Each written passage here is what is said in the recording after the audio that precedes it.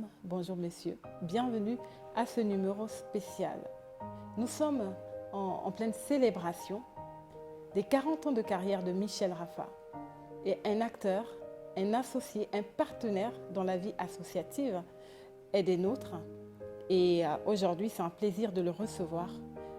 Nous allons discuter avec lui à bâton rompu.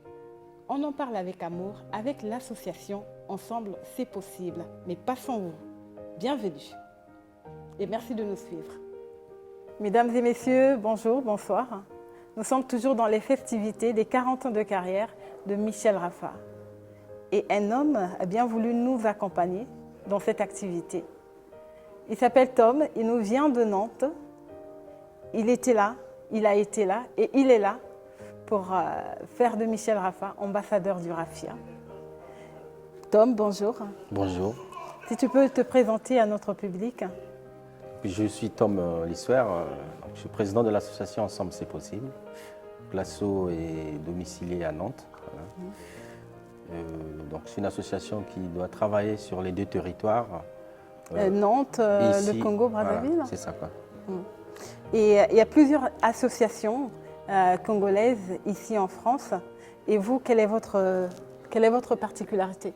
La particularité, c'est qu'on est quand même une asso qui a un ancrage sur le territoire nantais. On a commencé avec des actions de solidarité, de proximité, notamment un voisin qu'on ne voit plus, comment faire en sorte que même voilà, que ce voisin soit repéré et soit mis en relation avec les services de la ville. Voilà. C'est une association née du Covid-19 où elle existe, ça fait combien d'années déjà? Donc Ensemble c'est possible, elle existe depuis 2012. Voilà. Donc elle a commencé à être effective à partir de 2015, notamment grâce au travail de diagnostic territorial qu'on a eu à faire sur le plateau Kukuya. Donc, ce qui fait que régulièrement on repart sur ce plateau Kukuya. Voilà. Ce travail a permis effectivement de pouvoir repérer les axes stratégiques pour ensuite revenir avec des projets de développement, quoi. En France ou dans les plateaux Kukuya, est-ce les mêmes objectifs? En France, c'est ce que j'ai commencé à te dire, on a une action qui s'intitule Brin de solidarité. Donc Brin de solidarité, c'est une action de lutte contre l'isolement. Donc c'est une action qui est aujourd'hui répertoriée dans la dynamique Mona Lisa. Mona Lisa, c'est une dynamique nationale de lutte contre l'isolement. Et au niveau donc, de Nantes, donc du territoire nantais, on fait partie des acteurs qui portent cette dynamique au niveau local, quoi. Voilà. Et au Congo-Brazzaville? Au Congo-Brazzaville, l'association travaille pour accompagner les dynamiques d'acteurs dans les zones rurales, voilà, et dans les périphéries urbaines de Brazzaville. Donc j'entends par dynamique d'acteurs, il s'agit de repérer les initiatives locales voilà, pratiquées par les populations et voir dans quelle mesure on peut les consolider et les amplifier afin de leur permettre déjà de se maintenir au village, quoi, parce que les villages sont aujourd'hui exposés à un exode rural très pressant. Et notre but, c'est un peu de créer des conditions des conditions de vie pour permettre aux gens de pouvoir vivre aisément dans leur milieu rural, quoi. Et pourquoi le choix des plateaux Kukuya? La République du Congo, c'est quand même plusieurs kilomètres carrés. Pourquoi le choix de cette zone? Voilà, c'est très simple. Je suis originaire du plateau Kukuya, donc de l'Ekana. Et en termes de solidarité, la solidarité commence d'abord par soi-même. Voilà. Et quand tu te rends compte que toi-même, tu as essayé un peu de résoudre les problèmes, l'essentiel, elle va commencer autour de toi. Donc l'environnement la plus proche, ça va être la famille, ainsi de suite. Et la prochaine étape, ça va être là où tu es venu. Donc voilà. Pour faire vivre le village, on a même un festival de solidarité qui s'intitule Vivre et faire vivre Ntekampika. Donc ça permet à ceux qui ont fait le choix donc, de quitter le village, de revenir revitaliser voilà, le village et soutenir ce noyau qui a fait le choix de rester au village, quoi. Donc voilà, c'est ça. Il n'y a pas que moi, il y a au niveau de Brazzaville, les ressortissants de Tsekampika qui viennent se greffer régulièrement à ce que nous on fait. Et puis voilà, le but c'est de faire vivre le village, quoi. Faire vivre le village à travers différentes activités. Parle-nous de ce marché du raffia qui se tient dans cette localité. Donc le raffia, le tissage du raffia, c'est une activité qui est très ancestrale et qui résiste encore aujourd'hui. Et cette activité est menacée parce que les tisserands, pour la plupart, c'est une vieille classe et les jeunes, ils ne veulent pas prendre la relève. Voilà. Pourquoi ce frein? Pourquoi hésitent-ils à prendre la relève? Voilà, parce que c'est un métier... métier... Il n'y a pas de transmission, pas de relais? C'est un métier qui est très dur. Voilà.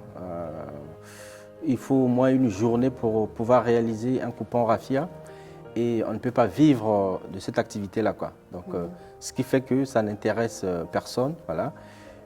Sauf qu'il y a une forte demande qui vient du Gabon, donc des commerçants Gabon qui arrivent dans les villages racheter des petits coupons.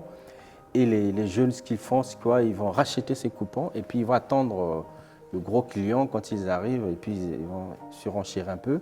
Mais sauf qu'ils ne veulent pas, ils veulent pas prendre la relève, quoi. Donc on a travaillé là-dessus, on a réussi à former quelques jeunes qui aujourd'hui sont installés tisserands. D'ailleurs, le pagne raffia qu'on a remis à Michel Rafa, c'est un des élèves, un des apprentis, quoi, qui est devenu artisan. Et donc, ce pagne raffia vient du Congo? Il vient du Congo. Tissé dans les plateaux cocuillards. C'est ça. Pourquoi le choix de Michel Rafa?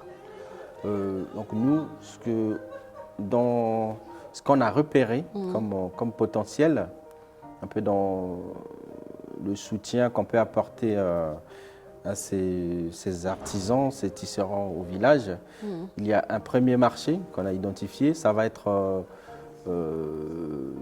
c'est en fait comme une clientèle qui vient du Gabon. Au Gabon, il n'y a pas un mariage traditionnel, un mariage coutumier qui se fait sans qu'il y ait consommation du raffia, ce qui fait qu'ils sont nombreux à venir dans les villages. Et il y a aussi ce côté, la danse, la musique locale, elle est très consommatrice du raffia. Et de plus en plus, on voit, il y a cette mise en scène, cette volonté de vouloir valoriser ces tissus raffia. Et Michel Rafa, l'a prévenu, il est arrivé avec, avec toute une veste cousue en raffia. Donc il fait partie de ceux-là qui représentent, quoi. Oui. Et quelles sont les autres activités que vous préconisez entreprendre en faveur des artistes, à l'instar de ce que vous venez de faire pour Michel Rafa? Donc on pense que pour cette action, effectivement, ça permet de faire le lien entre les artisans qui sont au village et ce marché, ce nouveau marché qui est donc la musique congolaise qui est consommatrice du raffia. Et désormais, au travers de ça, Michel Rafa saura où est-ce qu'il peut, le jour où il aura besoin d'un pagne raffia, il saura par qui passer, comment faire pour soutenir ceux qui sont au village. De même, les roga-roga. De plus en plus, il y a des musiciens qui sont... Vous avez répertorié les différents artistes congolais?